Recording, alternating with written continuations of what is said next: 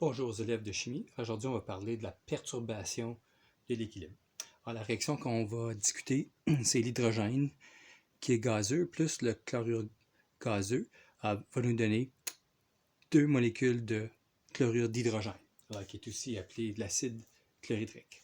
Alors ici, j'ai quelque chose qui représente l'équilibre. Puis, je vais placer dans les réactifs, imaginez qu'on a un contenant vide dans lequel on place 4 équivalents. Alors, ça peut être 4 moles ou 4 grammes, quoi que ce soit. Alors ici, de hydrogène gazeux. Puis ensuite, je vais placer la même quantité de chlore. Alors, on va imaginer qu'on a une situation où la réaction est à l'équilibre. En ce moment, c'est évident que dans le contenant, il y a 0 produit, c'est tout des réactifs.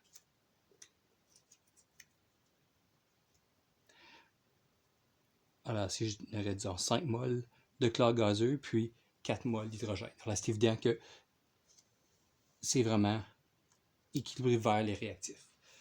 Alors, si la constante d'équilibre est environ 1, on va venir à un équilibre où la quantité de matière est pas mal pareille. Si la constante d'équilibre est très grande, l'équilibre va aller vers la droite. Puis si la constante d'équilibre est entre 0 et 1, on va rester un équilibre vers la gauche. Alors, je vais faire semblant qu'on a la situation suivante. Puis on va prendre une molécule de chacun, un de chlore, puis un d'hydrogène, pour devenir les produits. Donc l'équilibre va aller un peu vers la droite, c'est-à-dire que la réaction inverse qui est vers la gauche est plus rapide que la réaction directe qui va vers la droite.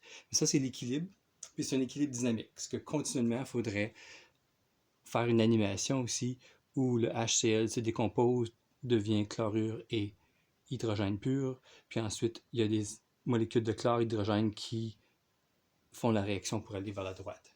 Mais si on va juste regarder la partie statique. Alors, quand on fait une perturbation, ça veut dire que ce qu'on ajoute, on enlève quelque chose. Un exemple, si je décidais d'ajouter 3 molécules d'hydrogène gazeux.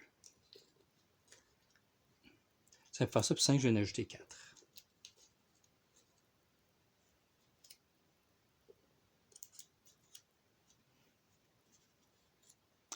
OK, si on était en mathématiques, on pourrait imaginer, si je fais juste placer 2 des 4 molécules d'hydrogène à droite, on va rejoindre l'équilibre qu'on avait avant.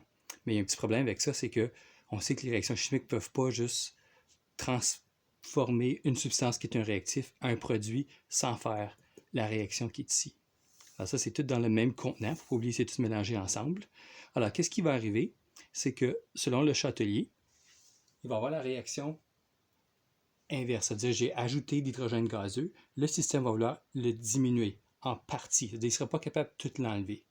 Donc, ça veut dire que si je prends une autre molécule d'hydrogène et une autre molécule de chlore, on va maintenant retrouver l'équilibre, mais on n'a pas la même quantité de substance qu'on avait avant. C'est pas comme divisé également.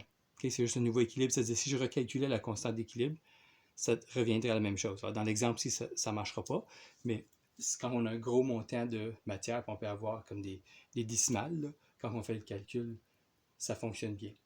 Alors, si je faisais quelque chose comme par exemple enlever une substance, imaginez que j'introduisais, on va dire de l'ammoniac. Alors, l'ammoniac, c'est une base. Les bases réagissent avec les acides, comme on a vu. Puis, l'ammoniac, c'est un liquide.